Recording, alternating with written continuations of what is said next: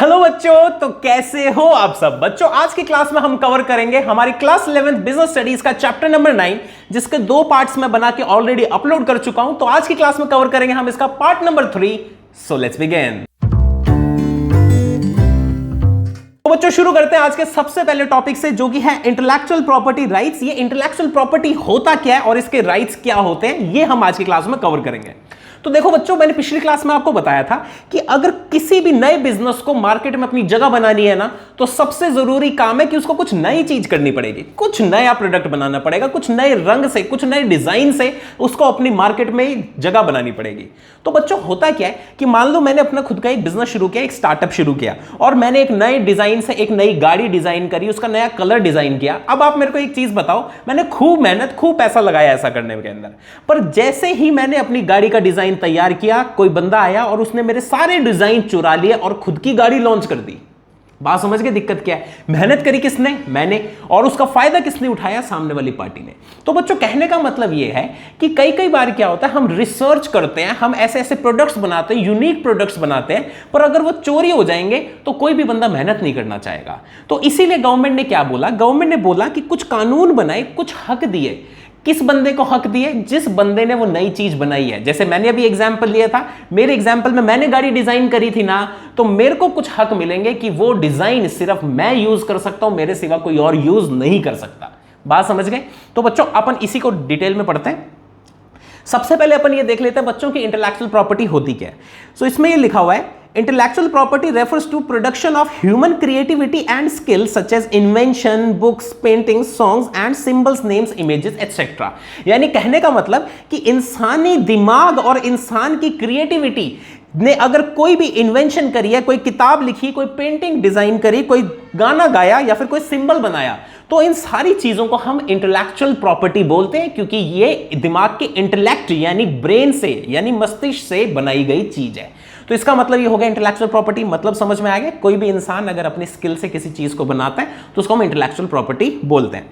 आगे बच्चों, हमारी गवर्नमेंट ने 7 तरीके के राइट्स दिए हैं उस बंदे को जिसने अपनी क्रिएटिविटी और दिमाग से कोई नई चीज बनाई है। वो 7 राइट्स क्या हैं? तो types of intellectual property rights में लिखा हुआ है, पहला है कॉपीराइट, ट्रेडमार्क, जियोग्राफिकल इंडिकेशन, चौथा पेटेंट, पांचवा डिजाइन, 6 प्लांट वेराइटी और 7th है semiconductor integrated circuit layout design. अब बच्चों हम इन सातों के सातों को डिटेल में पढ़ते हैं। तो बच्चों आपने देखा होगा कुछ प्रोडक्ट्स के ऊपर ना ऐसे सी करके एक साइन बना होता है। इस साइन का मतलब है कॉपीराइट। कॉपीराइट का मतलब यह है बच्चों कि जिस भी बंदे के पास कॉपीराइट है उसके सिवा कोई भी उस चीज को नहीं बना सकता। तो यानी कॉपी करने का जब राइट मिल जाता है किसी को, उसको कॉपीराइट बोला जाता है। फॉर एग्जाम्पल, मैंने मान लो एक किताब लिखी, वो किताब लिखने के बाद मैंने सरकार से उसका कॉपीराइट ले लिया। अब बच्चों उस किताब को मेरे सिवा कोई और छाप नहीं सकता। ठीक है? तो इस चीज को बोला जाता है कॉपीराइट। तो इसमें बोला हुआ है copyright is the right to not copy, यानी मेरे पास हक है कि मेरे सिवा कोई भी मेरी चीज को कॉपी नहीं कर सकता। It protects original ideas when they are express in tangible form by the creator और ऑथर। यानी कॉपीराइट ना ऑथर या किसी भी क्रिएटर को वो हक देता है कि वो अपनी चीज को संभाल के रख सके। आगे बोला हुआ है किस किस जगह पे कॉपीराइट मिलता है। सबसे पहली चीज लिटरेरी वर्क, यानी आपने कोई नॉवल, पोयम, कंप्यूटर प्रोग्राम लिखा, या फिर आपने कोई पेंटिंग बनाई, कोई मैप बनाया, कोई लोगो बनाया, कोई स्क्रीन प्ले या डांस का स्टेप बनाया, आपने कोई म्यूजिक बनाया, या फिर आपने कोई मूवी बनाई, इन सारी चीजों का कॉपीराइट होता है। यानी जोन सा बंदा इन चीजों को बनाएगा सिर्फ उसी के पास कॉपीराइट का राइट है। तो बच्चों एक और एग्जांपल ले लेते हैं कॉपीराइट का। आपने कई बार देखा होगा कि हम जब फोन पे मूवी देखते हैं ना, उसके ऊपर पहले ना एक स्क्रीन लिखी जाती है, उसके अंदर लिखा जाता है कि इस मूवी की आप कॉपी नहीं बना सकते, आप सिर्फ इसको देख सकते हो। ठीक है? उसमें लिखा होता है कि अगर आप इस मूवी की फर्जी कॉपीज बना के बांटोगे तो वो इलीगल है, आपको जेल हो सकती है। तो इसका मतलब उस मूवी की असली कॉपी कौन बना सकता है? जो प्रोड्यूसर है, सिर्फ वो छाप सकता है, हम नहीं छाप सकते। तो बच्चों अगला है ट्रेडमार्क। ट्रेडमार्क का मतलब क्या होता है? कुछ भी ऐसा आइडेंटिफिकेशन का नाम या सिंबल जिससे हम प्रोडक्ट को ना आइडेंटिफाई कर पाते हैं। फॉर एग्जाम्पल बच्चों अभी ना थोड़े दिन पहले एक न्यूज आई थी जिसके अंदर क्या हुआ था, शार्क टैंक के अंदर एक प्रोडक्ट आया था। उस प्रोडक्ट ने अपनी ना बॉटल्स ऐसे बनाई हुई थी, उसका नाम था एक्वापिया का। जैसे ही शार्क टैंक के अंदर एपिसोड आया, हाथों हाथ कुछ टाइम बाद ही बिस्लरी ने एक केस कर दिया इनके ऊपर। बिस्लरी ने कहा कि आपकी ये जो बॉटल है ना, ये बॉटल हमारी बॉटल से मैच करती है। तो बिस्लरी ने बच्चों इस पे ट्रेडमार्क लगा दिया कि आप ना हम जैसी बॉटल के थ्रू अपने प्रोडक्ट को प्रमोट मत करो, हम केस कर देंगे वरना आप पे। तो बच्चों इससे हमें पता लगता है कि ना सिर्फ और सिर्फ कॉपीराइट ही नहीं, कुछ कुछ ऐसी चीजें होती हैं जिससे ना प्रोडक्ट की आइडेंटिफिकेशन बन जाती है। फॉर एग्जांपल अभी बिस्लरी के केस में हरी सा स्टिकर लगा होना और ट्रांसपेरेंसी बॉटल होना, ये बिस्लरी का आइडेंटिफिकेशन मार्क है। कोका कोला की बॉटल्स देखो, कोका कोला की बॉटल्स का भी कुछ आइडेंटिफिकेशन मार्क है, कोई सिंबल भी हो सकता है ऐसे के अंदर।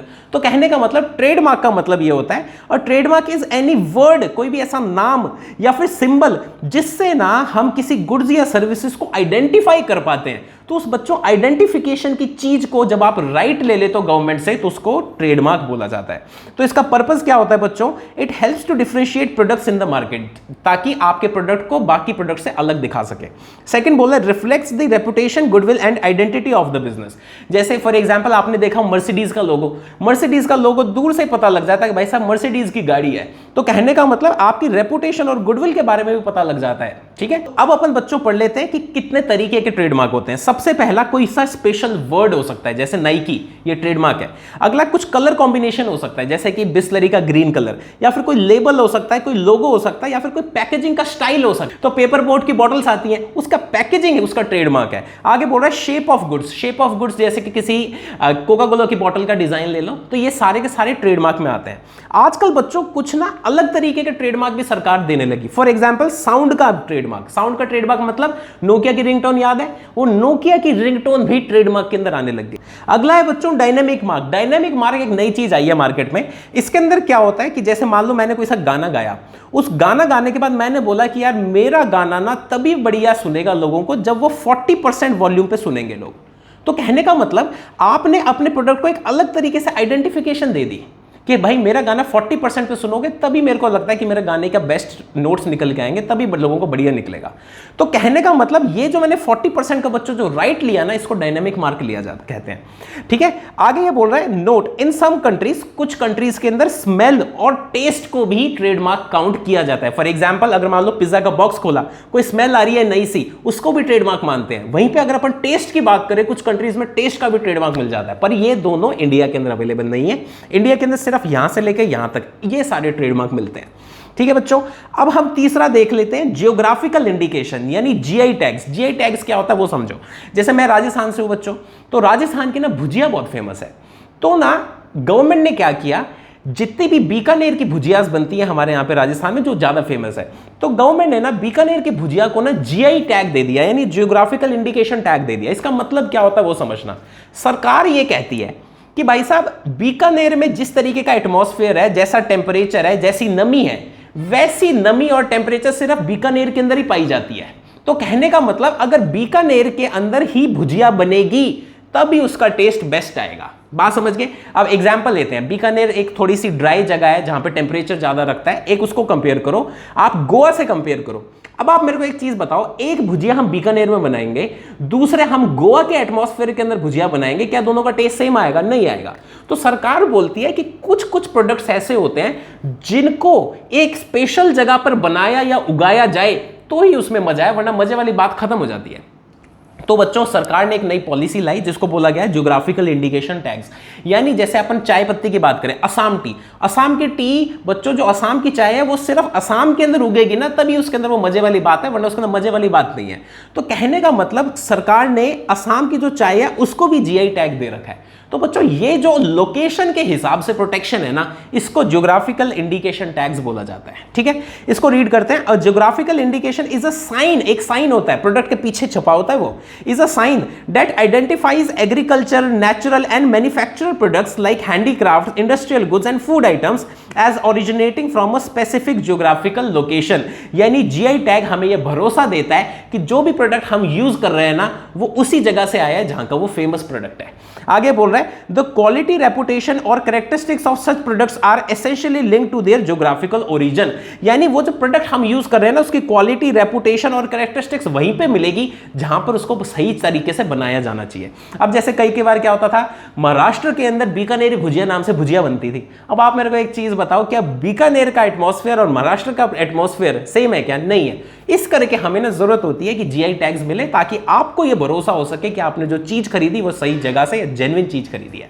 ठीक है बच्चों, अब हम आ गए categories of GI protected goods, यानी किस किस तरीके के चीजों को जीआई का टैग मिलता है। एग्रीकल्चर के प्रोडक्ट्स को जैसे चाय पत्ती, नेचुरल प्रोडक्ट्स को, हैंडीक्राफ्ट्स को जैसे छोटे छोटे जो कारीगर हैं उनकी कोई सी मान लो कुर्सी बनाते हैं, कोई ऊन का कोई सा कार्टिगन बनाते हैं, तो उन सारों को जीआई टैग्स मिले।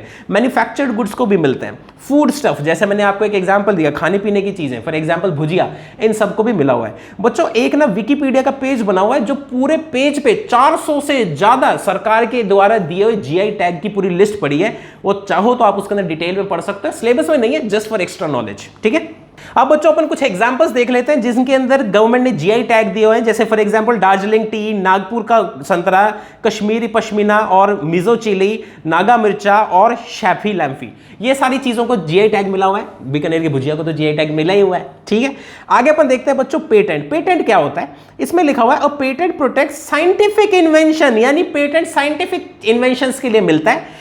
प्रोडक्ट्स और processes that show technical advancement over existing knowledge, यानी अगर आपने कोई सी साइंटिफिक इन्वेंशन करी, कुछ नई चीज बना के दिखाई, तो उसके लिए आपको क्या मिलेगा? उसके लिए आपको पेटेंट मिलेगा। आगे बोला it grants the exclusive right to the inventor to prevent others from making, using, selling and importing the invention, यानी अगर मैंने कोई सी साइंटिफिक इन्वेंशन करी तो अगर मैं पेटेंट ले लेता हूं ना बच्चों, तो पेटेंट लेने का मतलब यह है कि मेरे सिवा अब कोई भी बंदा उस इन्वेंशन को यूज नहीं कर सकता। इसका मतलब पता ही क्या है? अगर मान लो बच्चों मैंने मेहनत करी, मैंने रिसर्च करी और मेरे को पेटेंट मिल गया ना, तो यानी उस पेटेंट से जितनी कमाई होगी वो कमाई भी तो मेरे को मिलनी चाहिए, क्योंकि मैंने मेहनत करी थी, तो इसलिए पेटेंट दिया जाता है। आगे बच्चों अगर आपको पेटेंट लेना है किसी भी चीज का, तो उसके लिए आपको 3 कंडीशन पूरी करनी पड़ती है। अगर आप ये 3 कंडीशन को पूरा नहीं करोगे तो आपको पेटेंट भी नहीं मिलेगा। तो 3 कंडीशन क्या है? सबसे पहली चीज तो जो भी चीज आपने बनाई है साइंटिफिक, वो कुछ नई चीज होनी चाहिए। ये नहीं है कि पुरानी बनी बनाई चीज को आपने पेटेंट करवा लिया ना, कुछ नई चीज होनी चाहिए। तो उसमें लिखा हुआ है the invention must be new and it should be not be already existing anywhere in the world, यानी दुनिया में कहीं और नहीं होनी चाहिए, आपकी खुद की इन्वेंशन होनी चाहिए। पॉइंट नंबर 2 कह रहा है नॉन ऑब्वियसनेस इन्वेंटिव स्टेप, यानी कोई ऐसी चीज नहीं होनी चाहिए जो बिल्कुल ऑब्वियस सी बात है। फॉर एग्जाम्पल मान लो मैंने ना पेटेंट करा लिया कि ना भाई गैस चलाने की टेक्निक को मैंने पेटेंट करा लिया। अरे काय का पेटेंट करा लिया? ये तो ऑब्वियस सी बात है कि गैस चलाने के लिए आपको लाइटर को प्रेस करना पड़ेगा। तो कहने का मतलब आपको कुछ नई चीज करनी चाहिए। आप ऑलरेडी कोई ऑब्वियस सी चीज को पेटेंट नहीं करवा सकते। फॉर एग्जांपल मैंने बोल दिया कि भाई ये जो रिकॉर्डिंग का सेटअप है ना, मैं इसका पेटेंट करा लेता हूं। अरे कैसे पेटेंट करा लोगे? हर कोई बंदा जो रिकॉर्डिंग करना चाहता है वो सेम सेटअप यूज करेगा। तो कहने का मतलब कुछ ऑब्वियस चीज नहीं होनी चाहिए, कुछ नई चीज होनी चाहिए। पॉइंट नंबर 3 कह रहे हैं इंडस्ट्रियल एप्लीकेशन। इंडस्ट्रियल एप्लीकेशन होना चाहिए का मतलब यह है कि वो किसी ना किसी तरीके से इंडस्ट्री में यूजफुल होनी चाहिए चीज। जैसे आपने यूट्यूब पे देखा होगा कुछ लोग छोटे छोटे सी चीजें बनाते रहते हैं, उसके बच्चों पेटेंट नहीं हो सकते। क्यों नहीं हो सकते पेटेंट? क्योंकि वो इंडस्ट्री के अंदर यूज नहीं हो सकती चीज। यानी आपको अगर पेटेंट करना है ना, तो आप किसी आलतू फालतू चीज का पेटेंट नहीं करवा सकते। जेन्युइन एक ऐसी चीज का पेटेंट कराओ जो इंडस्ट्री में यूज हो सके, ताकि इंसानियत का भला हो। आगे बच्चों ये बोल रहा है a discovery like Newton's gravity is not patentable whereas invention like Bell's telephone is. इसका कहने का मतलब यह है डिस्कवरी, जैसे न्यूटन ने ग्रेविटी को खोजा था, तो अपन इसका पेटेंट नहीं करवा सकते कि हाँ भाई ग्रेविटी का पेटेंट दे दिया न्यूटन को। क्यों? क्योंकि ग्रेविटी बच्चों ऑलरेडी अर्थ पे थी, तो न्यूटन ने कोई नई चीज तो जानी नहीं है। तो हम एक ऑलरेडी एग्जिस्टिंग चीज का पेटेंट नहीं करवा सकते, आपको कुछ नई खोज करनी पड़ेगी, सिर्फ उसका पेटेंट होता है। आगे बच्चों अब हम ऐसी चीजें पढ़ लेते हैं जिसका आप पेटेंट नहीं करवा सकते। ठीक है, आप बच्चों किसी साइंटिफिक प्रिंसिपल का पेटेंट नहीं करवा सकते, किसी साइंटिफिक थ्योरी का पेटेंट नहीं होता। फ्रिवलस इन्वेंशंस यानी छोटी मोटी ऐसी इन्वेंशंस का आप पेटेंट नहीं करवा सकते। एनीथिंग कॉन्ट्रेरी टू मोरालिटी और पब्लिक हेल्थ, यानी अगर आपने कोई सी ऐसी चीज बना दी जिससे समाज को नुकसान होगा, आप उसका पेटेंट नहीं करवा सकते। मेथड ऑफ एग्रीकल्चर और हॉर्टिकल्चर, आप यानी कुछ भी किसानी से रिलेटेड, एग्रीकल्चर से रिलेटेड किसी चीज का पेटेंट नहीं करवा सकते। मेडिकल ट्रीटमेंट का पेटेंट नहीं करवा सकते। एडमिक्सचर्स का पेटेंट नहीं करवा सकते। ट्रेडिशनल नॉलेज का पेटेंट नहीं होता। और incremental inventions without enhanced efficacy, इसका मतलब आपने छोटा मोटा सा चेंज कर दिया और अब आप ये चाह रहे हो कि मेरा पेटेंट हो जाए, वो ऐसा नहीं होता। आपको एक बहुत भयंकर सी इन्वेंशन करनी पड़ती है। अब मैं ये नहीं कह सकता कि भाई साहब ये पेंसिल है, ये बिना कैप की पेंसिल है, ये मेरा पेटेंट हो गया, ऐसे नहीं होता। आपको कुछ अच्छा खासा इन्वेंशन करना पड़ता है। आगे बोल रहा है inventions related to atomic energy. Atomic energy से रिलेटेड अगर आपने कोई इन्वेंशन करी है तो आप उसका पेटेंट नहीं करा सकते। बच्चों अगर आप इन सारे पॉइंट्स को देखोगे ना, तो आपको एक चीज समझ में आएगी कि कोई भी ऐसी चीज जो इंसान की तरक्की के लिए जरूरी है, उसका आप पेटेंट नहीं करवा सकते। फॉर एग्जाम्पल आप एक चीज बताओ, जैसे हमने यहाँ पे लिखा हुआ है कि एग्रीकल्चर और हॉर्टिकल्चर से रिलेटेड चीजों का पेटेंट नहीं होता। अब आप मेरे को एक चीज बताओ, किसी बंदे ने किसी आलू की यानी पोटैटो की स्पेशल एक चीज का प्लांट का पेटेंट करवा लिया, उसने एक ऐसी टेक्नोलॉजी लगाई उसने कि भाई एक प्लांट का उसने पेटेंट करवा के रख लिया। या फिर आप मानो कि उसने मान लो किसी बीज के ऊपर कोई उसने काम किया और नई टेक्नोलॉजी के थ्रू एक नया बीज यानी सीड बना के दे दिया, उसका पेटेंट करा दिया।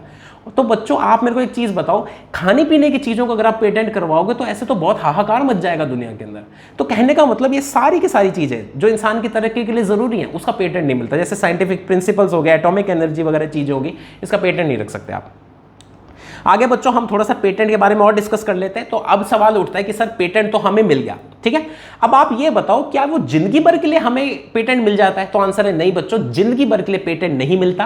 पेटेंट की एक ना लाइफ होती है, सिर्फ 20 साल तक आपको राइट है उस पेटेंट से कमा के खाने का। उसके बाद में वो पब्लिक डोमेन में चला जाएगा, यानी आम जनता की भलाई के लिए चला जाएगा। फॉर एग्जाम्पल मान लो मैंने एक फोन नया सा पेटेंट करवा लिया, ठीक है, फोन पेटेंट कराने के बाद ये फोन का जितने भी राइट्स है ना वो सिर्फ 20 साल तक मैं इस फोन से कमा सकता हूं। उसके बाद में जितनी भी टेक्नोलॉजी वगैरह सब कुछ है ना वो आम जनता के पास पब्लिक डोमेन में चली जाएगी ताकि आम जनता का भलाई हो सके।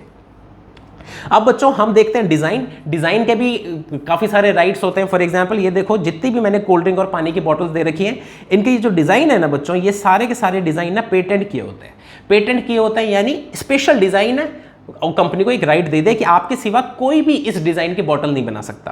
तो इसमें यही लिखा हुआ है, a design refers to shape, pattern and arrangement of lines. Arrangement of lines यानी धारियां कैसी है उस बोतल के ऊपर, और या फिर कलर कॉम्बिनेशन, जो भी आप चीज बना रहे हो वो सारे के सारे डिजाइन के अंदर आपको राइट मिल जाएंगे। It offers protection to the aesthetic appearance और eye catchy features of the product. इससे क्या होता है, जो आपने स्पेशल प्रोडक्ट का डिजाइन तैयार किया, जैसे बॉटल्स देखो कितनी सुंदर लग रही है, ये आपको राइट मिल गया कि आपके सिवा कोई और ऐसा डिजाइन नहीं बना सकता। ठीक है बच्चों, अब हम देख लेते हैं इसकी प्रोटेक्शन कितने साल की होती है। तो बच्चों जो डिजाइन होता है ना, डिजाइन आपका 10 साल के लिए मिलता है आपको, यानी 10 साल तक वो डिजाइन आपका है। आप चाहो तो उसे कुछ स्पेशल केसेस में 5 साल के लिए और एक्सटेंड करवा सकते हो, यानी अगर मैं बात करूं तो टोटल 15 साल तक आप उसको यूज कर सकते हो। 15 साल के बाद वो डिजाइन पब्लिक डोमेन में चला जाएगा। तो इसमें यही क्या है कि it is valid for 10 years which can be renewed once for an additional 5 year, यानी 10 साल के लिए वैलिड होता है, पर आप एक बार अपनी मर्जी से 5 साल के लिए उसको और एक्सटेंड करवा सकते हो, इससे ज्यादा एक्सटेंड नहीं होता। आगे बोला गया the registered design can be use only under license from the owner, यानी अगर मान लो मैंने कोई सा डिजाइन बनाया तो मैं जिस बंदे को लाइसेंस दूंगा ना सिर्फ वही बंदा मेरे डिजाइन को यूज कर सकता है, बाकी कोई मेरे डिजाइन को यूज नहीं कर सकता। जैसे ही बच्चों ये 15 साल का टाइम पीरियड खत्म हो जाएगा तो मेरे सारे डिजाइन पब्लिक डोमेन में चले जाएंगे, यानी आम जनता की भलाई के लिए वो डिजाइन यूज कर सकते हैं मेरा। आगे बच्चों कुछ बार क्या होता है, हम स्पेशल ना प्लांट की वैरायटी बना देते हैं। अब आप मेरे को एक चीज बताओ, क्या पहले इतने भयंकर फसलें होती थी क्या पहले ऐसा बीज था कि इतने भयंकर, मतलब आज के टाइम में आप किन्नू का पेड़ देखोगे ना लदा होता है किन्नू से। तो आप मेरे को एक चीज बताओ, ऐसा बीज किसी ने तो बनाया होगा ना, उसी के बाद इतने सारे चेंजेस आए हैं कि भाई साहब इतनी ज्यादा पैदा हो रही है चीजें फसलों के रूप में। तो कहने का मतलब अगर आप प्लांट के अंदर भी कोई तरक्की करते हो तो आप उसको उसका भी राइट मिल जाता है। तो बच्चों इसमें लिखा हुआ है a plant variety groups plants based on their botanical characteristics, it refers two types of plant that is bread and developed by farmers, यानी अगर आपने प्लांट के अंदर कोई तरक्की करी तो आपको उसका भी राइट मिल जाएगा। आगे बच्चों हम 7th पॉइंट देख लेते हैं, semiconductor integrated circuit layout design. इसका मतलब यह है कि मान लो मैंने कोई सा फोन बनाया या फिर अब एग्जांपल लेते हैं चिपसेट का।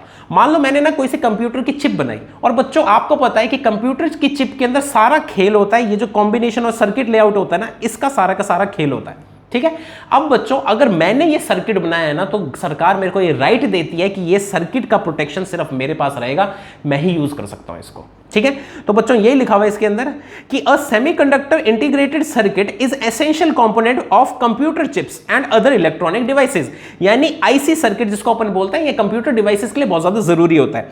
The layer design refers to specific arrangement of transistor कैसे लगाया, सर्किट कैसे लगाया, सेमीकंडक्टर का मटेरियल कौन सा यूज किया, इलेक्ट्रॉनिक सर्किट का फंक्शन क्या है, तो यानी काफी सारी चीजें मिक्स होकर ना एक आईसी सर्किट बनता है। ठीक है, तो बच्चों सरकार मेरे को इसका भी राइट देती है कि ये सर्किट का डिजाइन मेरे पास सेफ रह सके। अब बच्चों हमारा इस चैप्टर का आखिरी टॉपिक जो कि है relevance to startups of IPR, यानी आईपीआर की रेलेवेंस क्या है स्टार्टअप्स के अंदर। तो बच्चों इसमें यही लिखा हुआ है कि स्टार्टअप्स के लिए रेलेवेंस बहुत ज्यादा है, क्योंकि आपको नए और इंप्रूव्ड प्रोडक्ट्स अगर बनाने तो आपको रिसर्च करनी पड़ेगी, और अगर आप रिसर्च करोगे तो आपको हमेशा डर लगेगा कहीं मेरी रिसर्च चोरी ना हो जाए। इसलिए गवर्नमेंट ने कुछ स्टार्टअप्स को या हर किसी बंदे को राइट्स दे रखे हैं कि वो अपनी मेहनत को प्रोटेक्ट करके रख सके। आगे बोला कि इंडिया के अंदर 20,000 से ज्यादा स्टार्टअप्स है। अगर अपन पूरे इकोसिस्टम की बात करें तो हमारा देश तीसरा सबसे बड़ा देश है जिसके अंदर 20,000 से ज्यादा स्टार्टअप्स हैं। आगे बोल रहा है the startup India initiative supports this trend by aiming to create a nation of job creators and not for job seekers. यानी स्टार्टअप इंडिया का हमेशा से विजन था कि एक ऐसा कंट्री बनाए जो कि जॉब देता है लोगों को, ना कि जॉब के पीछे भागता है। तो इसमें यह बोला कि इंटेलेक्चुअल प्रॉपर्टी राइट से क्या होता है, अगर मैंने अपने दिमाग से कोई सी चीज बनाई है तो मैं अपनी मेहनत से पैसा कमा सकता हूं। तो यही लिखा हुआ है कि मैं अपने आइडिया को मोनेटाइज कर सकता हूं। पॉइंट नंबर सेकंड चीज बोली गई कि मार्केट में मैं कॉम्पिटिटिव बन सकता हूं। मैंने एक नया डिजाइन बना दिया और डिजाइन मान लो लोगों को पसंद आ रहा है तो लोग मेरी चीज खरीदेंगे, मेरा कॉम्पिटिटिव लेवल बढ़ गया मार्केट में। आगे बोला कि मेरे को एक अम्ब्रेला मिलता है ताकि मैं अपनी इनोवेशन यानी कोई नई चीज मैंने बनाई है तो उसको प्रोटेक्ट करके रख सकूं। तो इन सिंपल सी शब्दों में मैं आपको बताऊं बच्चों, तो स्टार्टअप्स को कुछ इनोवेशन करनी पड़ती है आगे बढ़ने के लिए, और अगर वो इनोवेशन चोरी हो जाएंगी तो बहुत लफड़ा हो जाएगा। तो सरकार ने इंटेलेक्चुअल प्रॉपर्टी राइट्स के थ्रू उन इनोवेशंस का उनको सेफगार्ड यानी प्रोटेक्शन दिया, और कोई बात नहीं है। ठीक है बच्चों, तो मेरी तरफ से ये चैप्टर नंबर 9 डन है जी। आपको अगर इसके अंदर कोई भी डाउट हो तो आप नीचे कमेंट करके लिख देना, I will reply you back. तो मिलते हैं नेक्स्ट वीडियो के अंदर चैप्टर नंबर 10 के साथ। तब तक ले बाय बाय।